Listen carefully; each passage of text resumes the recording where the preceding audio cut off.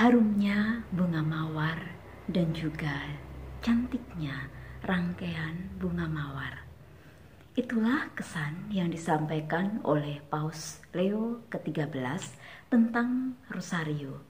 Devosi yang ditujukan kepada Bunda Maria, dia yang kita sebut sebagai bunga mawar yang gaib dari surga, yang dimahkotai dengan bintang-bintang dan dihormati sebagai Ratu Alam Semesta.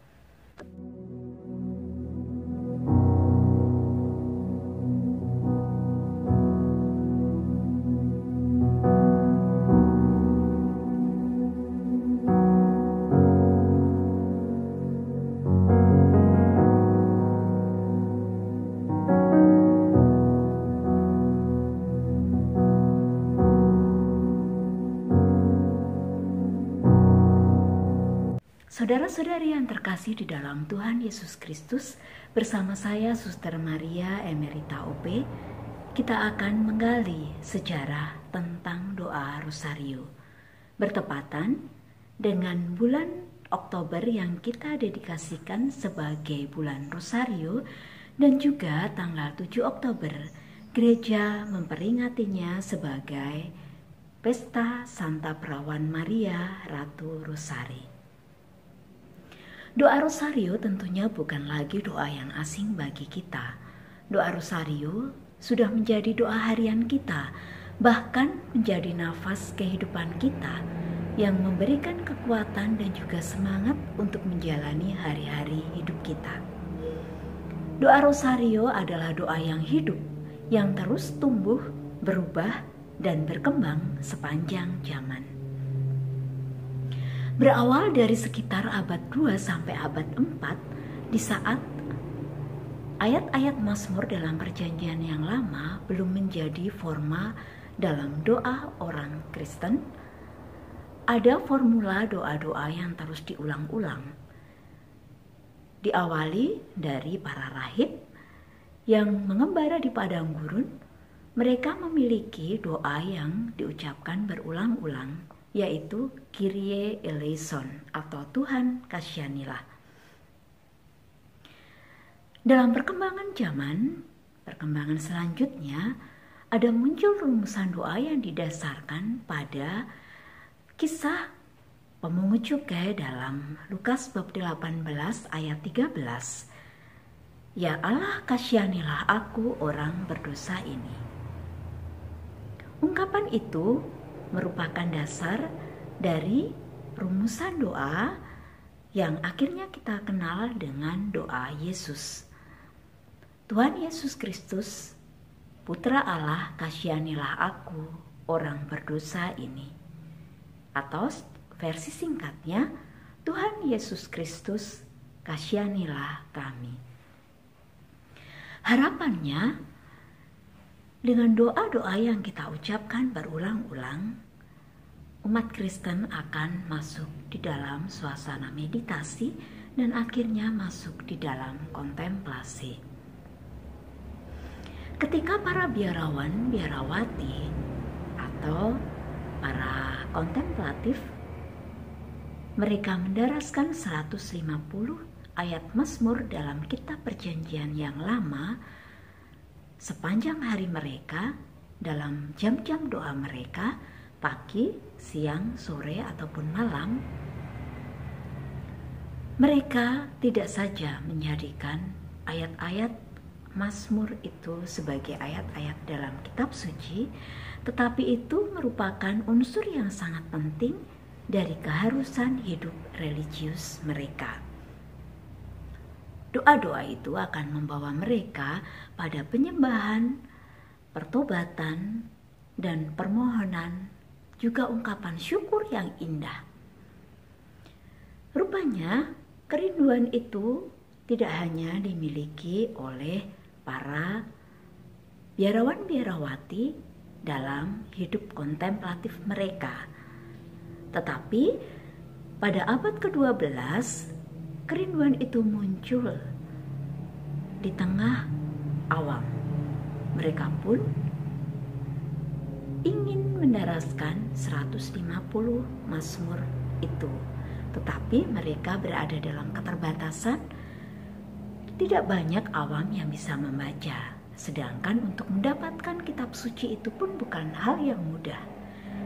Selain amat sangat mahal karena masih dalam tulisan tangan, tetapi juga sangat-sangat langka. Maka ketika doa Bapa Kami sudah mulai populer, mereka memodifikasi atau menggantikan ayat-ayat Mazmur itu dengan mengulang doa Bapa Kami. 150 kali doa itu mereka simbolkan dengan batu kerikil. Tetapi mereka akhirnya membuat tali yang dibuat simpul-simpul sebanyak 150 simpul tali. Mereka akhirnya menyederhanakan 150 simpul itu menjadi 50 simpul tali. Jadi 50 simpul untaian tali itu mereka gunakan dalam 3 kali doa sepanjang hari. Setiap kali doa mereka mendaraskan 50 doa Bapa Kami. Akhir abad 12, ketika gereja sudah mulai mengenalkan tentang Salam Maria yang diambil dari salam yang diberikan oleh malaikat Gabriel saat menyampaikan kabar sukacita kepada Bunda Maria dalam Lukas bab 1 ayat 28 dan dikombinasikan dengan pujian Santa Elizabeth ketika mendapat kunjungan Bunda Maria dalam Lukas bab 1 ayat 42. Kemudian mereka pun menggantikan doa Bapa Kami dengan doa Salam Maria. Jadi 150 Mazmur pada awalnya diganti dengan 150 doa Bapa Kami dan akhirnya menjadi 150 doa Salam Maria. Hingga permulaan abad ke-17 sudah diyakini secara luas bahwa Santo Dominikus pendiri Ordo Pewarta atau yang disebut dengan Dominikan itu menerima rosario secara langsung dari Bunda Maria, meskipun lukisan-lukisan yang mendukung kisah itu memang ada, tetapi para ahli sejarah meyakini bahwa doa rosario merupakan salah satu bentuk doa hasil evolusi berabad-abad yang sudah dipraktekkan jauh sejak Santo Dominikus itu ada. Pada abad ke-13, Gereja Katolik menerima rosario dengan cara dan bentuk yang kita gunakan saat ini. Itu diberikan kepada gereja oleh Santo Dominikus yang menerima pesan dari Bunda Maria sebagai suatu kekuatan yang dia dapatkan ketika menghadapi ajaran sesat Albigensianisme. Dan kisah itu memang dituliskan oleh Beato Alan de la Rose OP, di mana kejadiannya Santo Dominikus mengasingkan diri ke dalam hutan di daerah Toulouse selama 3 hari 3 malam. Ia berdoa dan mati raga mohon kekuatan atau petunjuk atau jalan keluar dari Tuhan bagaimana dia bisa mempertobatkan Albigensianisme itu. Dan dia juga memohon kepada Tuhan supaya Tuhan menghentikan kemarahannya kepada kaum Albigensianisme. Maka saat itu Dominikus mendapatkan penampakan Bunda Maria yang memberikan untaian doa rosario itu, sehingga itu menjadi kekuatan Santo Dominikus. Dengan mendoakan rosario dia juga diberi kekuatan untuk mempertobatkan Albigensianisme. Maka Santo Dominikus tidak memberikan atau mewariskan rumusan doa rosario, tetapi mewariskan doa rosario sebagai sebuah devosi. Selain itu, Santo Dominikus dan para pengikutnya, yaitu para Dominikan, menjadikan doa rosario itu sebagai instrumen untuk mewartakan ajaran iman Katolik. Di awal abad ke-15, seorang rahib Kartusian bernama Dominikus dari Prusia mengembangkan sebuah cara berdoa rosario dengan menggunakan 50 doa Salam Maria disertai dengan 50 peristiwa atau 50 ringkasan dari hidup Yesus dan juga Maria. Itulah awal di mana ada peristiwa-peristiwa dalam doa rosario yang kita kenal saat ini. Pada abad yang sama, muncullah kata rosarium yang artinya bunga mawar, dan itu untuk mendoakan 50 doa salam Maria itu. Nah, kemudian 50 peristiwa yang ada, yaitu 14 peristiwa yang berhubungan dengan hidup Yesus yang tersembunyi sebelum Yesus berkarya, kemudian 6 peristiwa tentang hidupnya di saat Yesus berkarya, kemudian 22 peristiwa tentang kisah sengsara, dan 8 peristiwa tentang Yesus dimuliakan dan Bunda Maria dimahkotai di surga. Itu diringkas menjadi 15 peristiwa, di mana 15 peristiwa itu masing-masing peristiwa mewakili 10 salam Maria. Kemudian pada tahun 1573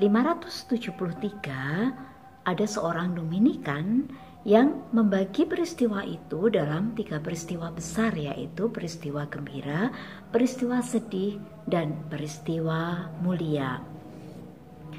Baru Paus Pius ke-5 di tahun 1569 itu memperbaiki rumusan doa rosario dengan urutan yang kita kenal saat ini, dan mengambil pertimbangan dengan perubahan-perubahan yang terus terjadi pada doa rosario. Dan secara resmi beliau mengukuhkan doa rosario itu sebagai sebuah doa pribadi maupun sebagai doa kelompok. Bahkan beliau memberikan berkat penuh atau indulgensi bagi mereka yang berdevosi dengan rosario.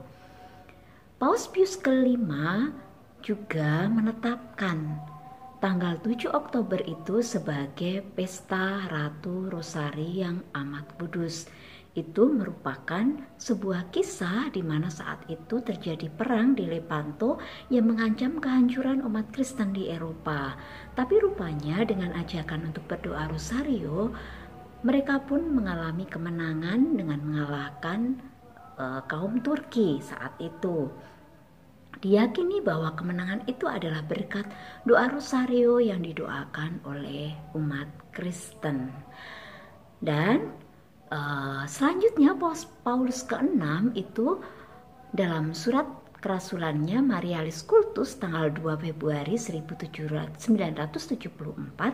itu beliau mengatakan bahwa doa rosario merupakan doa ringkasan dari kitab suci.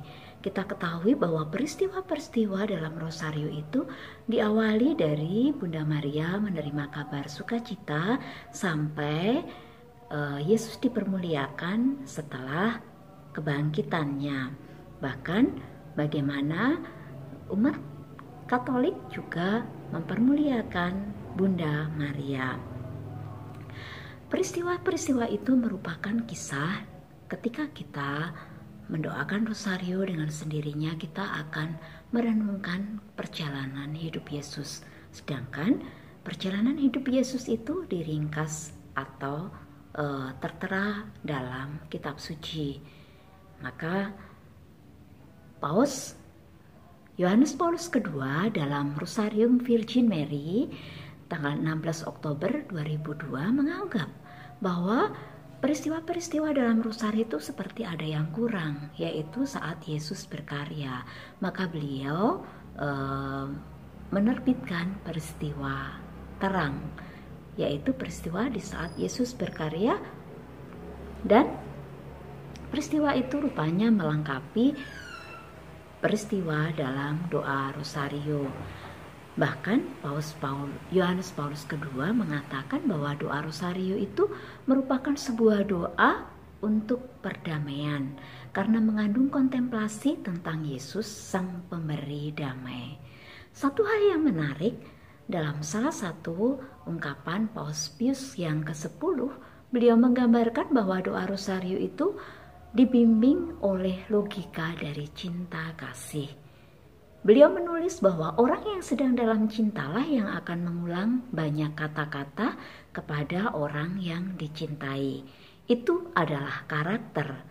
Tetapi pengulangan seperti itu tidaklah sia-sia atau jelek, karena keduanya, baik yang pencinta maupun yang dicinta, itu menggunakan kata-kata yang sama untuk mengekspresikan sesuatu yang baru dan saling memberikan kehidupan.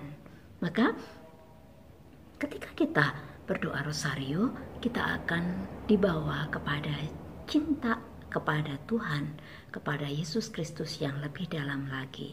Cinta kepada Yesus melalui cinta kepada Maria. Maka dengan harapan itu kita pun akan bisa semakin mencintai diri kita dan mencintai sesama kita. Para saudara yang terkasih di dalam Kristus, dengan mengenal perjalanan doa rosario ini, semoga kita juga semakin diteguhkan. Dengan berdevosi, dengan doa rosario, kita akan semakin dibawa kepada kedalaman iman dan juga pertumbuhan iman yang semakin lebih baik lagi.